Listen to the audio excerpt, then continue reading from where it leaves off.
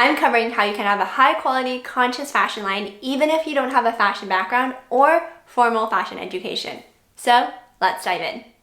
And just in case you haven't heard, we have a brand new Launch Your Fashion Brand Masterclass where I'm not holding back. I'm giving you the exact roadmap to go from zero to launch and make at least 20K with your first launch. And I'm also going to teach you how to really solidify your business foundation and founder foundation. So you can check it out at recloseted.com/masterclass. It'll be linked in the description and in the comment section for you. Right off the bat, if you don't have fashion experience or a formal fashion education, then I want you to find, hire, and trust experts. I do not want you to DIY this. That is not a good idea.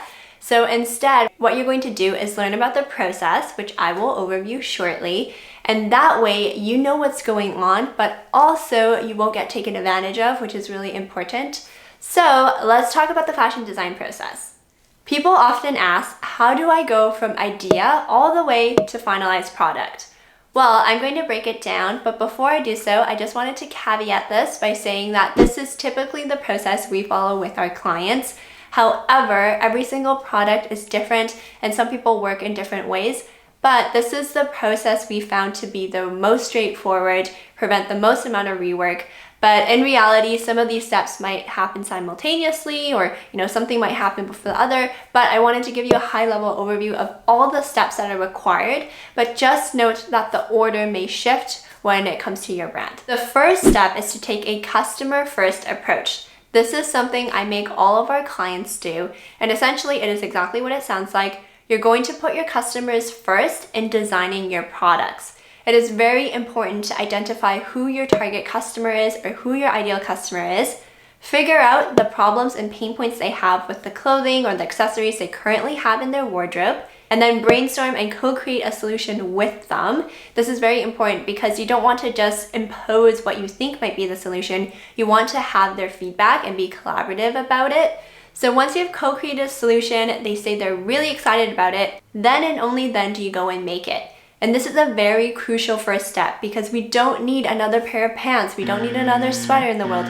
We need something that actually solves problems for people and they see value in it. So that is the very first step. And I know a lot of people skip this and they go straight to designing. But what happens when you do that is when you launch, you get crickets and no one buys anything because you haven't validated your product. So this is a very important first step.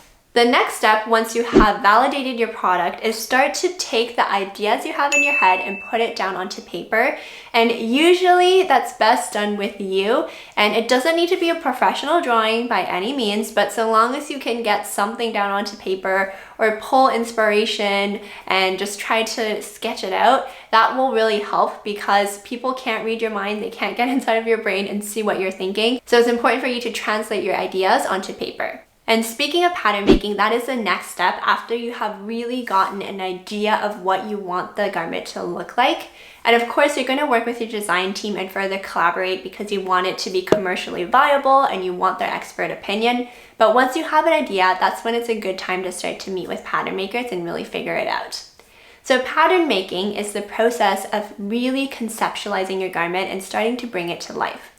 As you know, when you're sketching, you are sketching it on a 2D piece of paper and you're kind of imagining what it's going to look like as a 3D garment. Garments are 3D, right? They take form, they drape, they, are different shapes and things like that. And so the pattern making process will help you start to conceptualize it, and it will utilize 2D pieces of paper to create a 3D product so that you can see how things start to fit and drape. And this is typically the first step. And you're going to work with your pattern maker to make your base pattern. This is important because this is going to be the base size that is going to be created. Typically, we recommend the middle of your size range. So let's say you do the base pattern on a size medium, and then what we're going to do is eventually grade it to do a size small, extra small, large, extra large, and whatever else is in your size range. That being said though, if you have a really inclusive size range, which is amazing, you want to talk to your pattern maker because you may need to do 2 base patterns because the grading may not be as effective. So just talk to your pattern maker about that. And as you're going through the pattern making process, you want to start to do some fittings. So ask your pattern maker if they have some idea of what fabrics might work best, and you can start to order those pieces of fabric. get them or maybe a sample maker to start to make samples of it. And then you can either get yourself to model it, or if you're not the base pattern size, then hire a friend or a family member maybe, or even a model to wear it, so then you can see how it sits and drapes and feels. And then work with your pattern maker to make any adjustments. After your pattern is finalized, you then want to move on to digitizing. Only move on to digitizing when your pattern is finalized, because otherwise you will make unnecessary payments if you're continuously tweaking it. So make sure it's finalized and then move on to digitizing. If your pattern maker doesn't have the CAD software to digitize, then they probably know someone that does. This is like something they can refer you to. But essentially, your pattern is going to be paper, and that's going to be really hard to transport and bring around and show people. So it's just the process of making it a digital file. And then that way you can send it to your manufacturer, you can send it to other people, and you don't have to like ship them the paper patterns. So that's just like something to help you in the process, and it's quite standard. Another step in this process is called grading. Essentially, grading is using mathematical formulas to make sizes. And instead of making new patterns for every single size, which would be really expensive, you're just going to take that one base pattern that hopefully you did in the middle of your size range, and then you're going to work with your grader and or pattern maker, if they can do it, to basically make your other sizes. So if we started with the medium, then you could do the grading to make a small, make an extra small, extra small, and the rest of your size range. And like I mentioned though, if you are doing a broader size range and you are being more inclusive because that's important to you and your brand, which is amazing, you may need to do 2 base patterns. So again, talk to your pattern maker about that. You want to make sure you only grade when your pattern is finalized and completed, because any problems you have with your base pattern is just going to be exasperated and really brought to life when you start to grade. So very similar to digitizing, make sure you only do this step once it's finalized. And once that's done, what you want to do is finalize the material you're using, finalize your patterns, the grading, all that stuff, and you will put it all into what is called a technical package. This is going to be the instruction manual about how to put together your garment. Typically, your pattern maker should be able to do this, but if they don't offer that service, they will probably be able to refer you to someone that can make your tech pack. And like I mentioned, this is just the instruction manual for your product. So what you're going to do is give your tech pack to your manufacturer. They're going to basically open it, read it, and be able to make your garment. So you want to make sure they're making it as detailed as possible.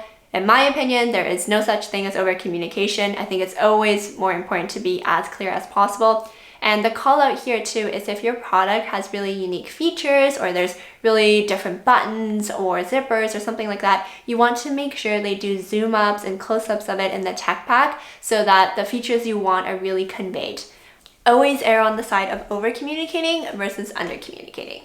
And another tip I have is to run this like a project. If you've never been a project manager before, this is going to be fun for you, but basically stay on top of it, stay organized, and communicate. If there's any changes you make, which will probably happen because that's inevitable, make sure you document it, be super clear, ensure everyone's aware of it, and just over communicate. I think that's so important. You want to make sure no one has any question marks, because this is important to nail down. And like I mentioned, this is a quick overview of the general process. You will need to go through all of these steps. However, the order may shift slightly. That being said, it's very important for you to do your due diligence and find amazing pattern makers, graders, tech pack people. It's important that what you want in your mind is actually conveyed properly. And you also need to rely on their expertise around what's possible, what's not. A really good designer too will tell you that this might be more expensive and then suggest cheaper alternatives, because the more labor time something takes, obviously it's going to cost you more in production. So someone that's really experienced and good will also be able to give you that advice as well. And if we're not working together and introducing you to our trusted and vetted designers, then you will just need to take the time and do your due diligence to find people. Speaking of finding and hiring people, I now wanted to move on to some tips on how you can find the perfect design team for you. I mentioned this previously, but you want to cast a wide net because you want to have a lot of people to choose from. So ask for referrals, look online, post in Facebook groups, post in LinkedIn groups, Google, really try to make a very comprehensive list. And then from that list, you want to start to narrow it down. First and foremost, make sure the person you want to work with specializes in your items. If you're creating shoes, but they only design bags, then they're probably not a good fit, right? So it's really important to make sure they specialize in it. You also want to ask for referrals and references and photos and proof of work, because you want to get an idea of what they're capable of.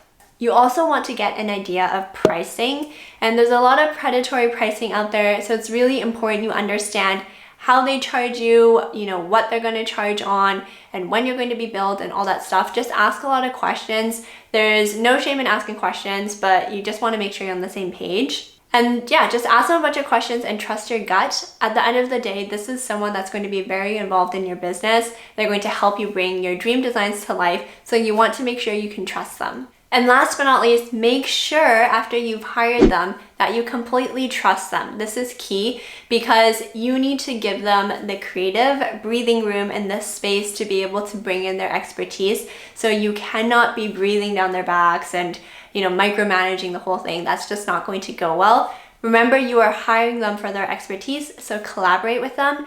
You can tell them who your ideal customer is, the pain points and the problems they're trying to solve, the co-created solution you develop together, and then really lean on them around, is this even possible to make, aka commercial viability, and how can I potentially bring costs down, how can I make it easier to manufacture. Really lean on them for those pieces because you don't have the experience quite yet, and in this whole process you will learn and you will gain experience. But until then, make sure you're finding and hiring and trusting people, and again, you do your due diligence. That's why it's so important to find the right fit. And as I mentioned at the top of the episode, we have a brand new Launch Your Fashion Line Masterclass. I am giving you the 0 to 20K roadmap around everything you need to launch your fashion line. I do not hold back. It's jam-packed and completely new content, so make sure you check it out. You can do so at recloseted.com/masterclass. And that's it for this video. I hope that this was helpful for you. And if you're thinking of launching a sustainable fashion brand, I do have a few other videos that you can check out, so watch them if you haven't already. I'm really honored to support you on this journey as you launch your own brand, and together, let's transform the harmful fashion industry.